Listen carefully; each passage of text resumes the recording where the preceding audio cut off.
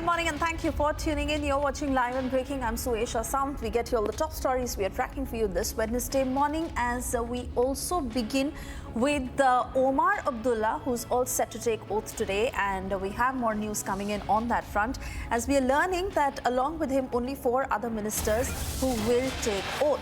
Yes, it is ahead of his oath-taking ceremony that Omar Abdullah has reiterated his commitment to the restoration of Jammu and Kashmir statehood, expressing his intention to work closely with the centre. Omar has emphasised the importance of restoring the region's statehood, stating, "We look forward to working with the centre to achieve this." The remarks come as he prepares to take office, renewing hopes for political stability in the region. Listen in to what he said.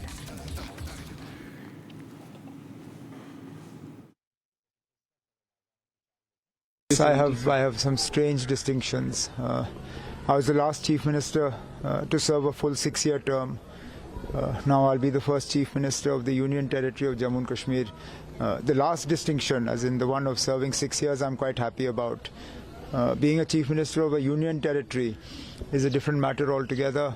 It has its own challenges, but I hope that the status of a Union Territory is a temporary one.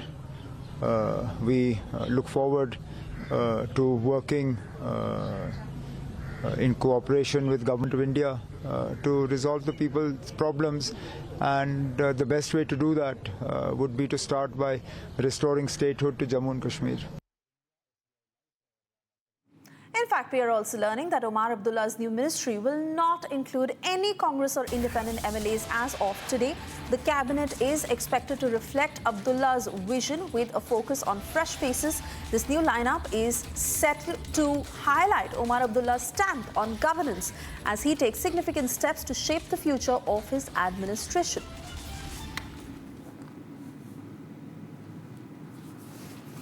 Zeenat will join us shortly to take us through the details of what's expected today as Omar Abdullah to pave the political future of Jammu and Kashmir. Remember, he has said that he'll work very closely with the centre.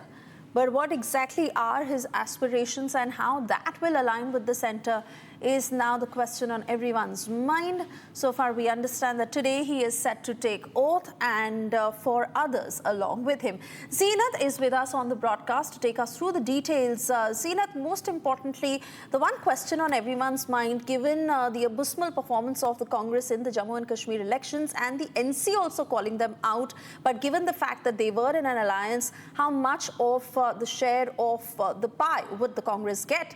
And while we are learning from our sources that only one Congress leader would be included in Omar's cabinet, how true is that and what will happen today?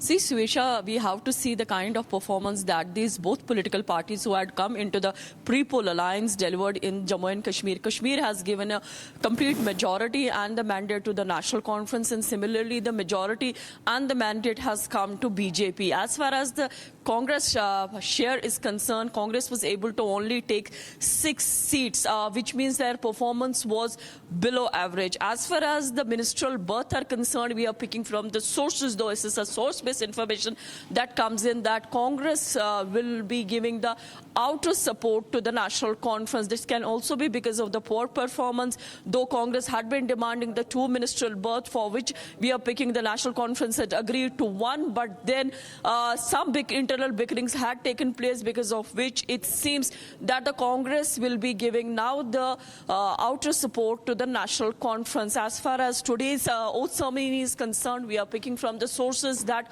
no independent MLAs or the ones who have been associated with the National Conference for a long time, like 4th to 5th or 6th time MLAs, they have not been contacted. We expect that the new faces will be boosted to increase the energies of the National Conference, though the decision lies with the Farooq Abdullah, who is the chief of the National Conference, and also with Omar Abdullah.